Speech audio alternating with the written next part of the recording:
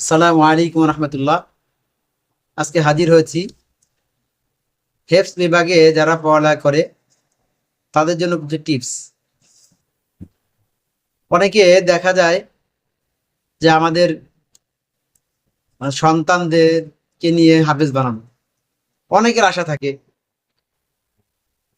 যে করে হোক হুজুর আমার ছেলেকে হাফেজ বানাবে, যত টাকা পয়সা লাগে দিব। আগে যাচাই করতে হবে তার মেধা কিরকম। একটা ছাত্র যখন এক পৃষ্ঠে সবক দিতে পারবে নিয়মিত এবং একেবারে পানির মতো সুন্দর করে দিতে পারবে, তখন সেই ছাত্রটা হেফজখানার যোগ্য।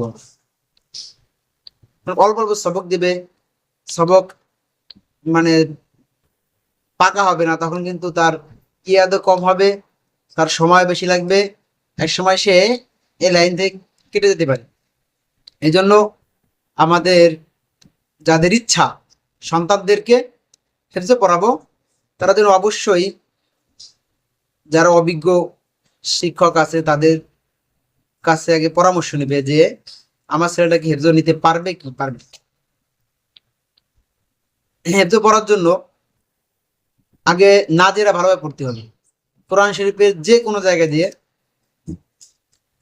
সুন্দরভাবে পড়তে পারে, এমনভাবে পড়তে হবে যে পর্দার আড়ালে যদি দুইজন, একজন হাফেজ আর একজন নাজেরা পড়নেওয়ালা ছাত্র থাকে, দুইজনকে দুই জায়গা দিয়ে খুলে দেওয়া হয় এবং তাদের তিলাওয়াত শুনে যদি বোঝা না যায় যে এখানে একজন নাজেরা আছে, তাহলে সে পরিপূর্ণ নাজেরা হয়েছে বলে আশা করা যায়। তাছাড়া নাজেরা যদি কাঁচা কাঁচা থাকে তাহলে কিন্তু সে হেফজ নিতে পারবে, কিন্তু হেফজ হাফেজের জন্য কষ্ট হয়ে যাবে। আর যারা হেফজ পড়বে তারা কমপক্ষে আধা ঘন্টা ওই পৃষ্ঠাটা, যে পৃষ্ঠাটা মুখস্থ করবে মাগরিব পরে, সুন্দরভাবে তেলাওয়াত করবে। এবং যারা অভিজ্ঞ আছে উস্তাদ বা যারা তার উপরে পড়ে তারকে শোনাতে হবে। কোনো ভুল থাকলে ভুলটা সংশোধন হয়ে যাবে। তারা মাগরিবের পরে সে টার্গেট করবে মুখস্থ করার। মুখস্থ করার জন্য এক এক আয়াত করে মুখস্থ করবে, আয়াত বড় হলে এক এক লাইন করে মুখস্থ করবে যেখানে থামা যায়। এমনভাবে মুখস্থ করবে যেন অনায়াসে তার ওইটা মুখে চলে আসে। যখন এক আয়াত মুখস্থ হয়ে যাবে তখন সে আর এক আয়াত মুখস্থ করবে, আর এক লাইন মুখস্থ করবে। এরকম ভাবে একেবারে পৃষ্ঠের শেষ পর্যন্ত যখন নির্বাধায় পড়তে পারবে, তখন তার এক পৃষ্ঠে ফাইনাল হলো।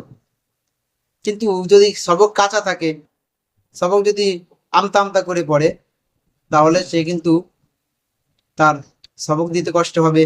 কোনো মতো হুজুর শুনলো, তারপরে সাত সবক দিতে কষ্ট হবে, তারপরে সাত সবক না হলে তার পাড়া শেষে আবার পাড়া শোনাতে অনেক সময় লাগবে।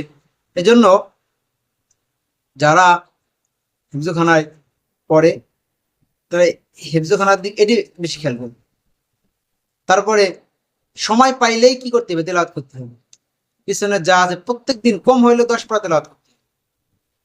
মসজিদে 15 মিনিট আগে গেছে, 15 মিনিট আগে কোরআন শরীফ নিয়ে খুলে পড়লো।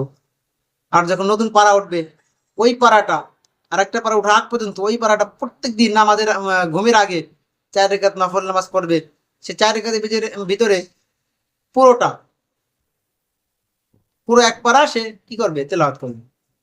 তখন যে 20 দিন তেলাওয়াত করবে, তখন তার পাড়াটা একেবারে তার জেহেনে বসে যাবে, তখন সে ভোলার কোনো কথাই থাকবে না। আমটা রেগুলার দিতেই হবে। যদি ফিসে কোনো পাড়া কাঁচা থাকে তাহলে সেটা আগে ওদেরকে শুনে ভালো ইয়াদ করায়, তারপরে সেজন্য সবক। আর যারা শুরুতে সবক পড়বে, আমার কথা হলো শুরু থেকে সবক পড়লে যখন তার 1 থেকে 5 পড়া হবে, যতক্ষণ পর্যন্ত 5 পড়া হওয়ার পরে উস্তাদকে এক দ্বারায় 5 পড়া শোনাতে পারবে, যদি এই যোগ্যতা তার ভিতরে তৈরি হয়, তাহলে তুই সামনে সবক পড়বে।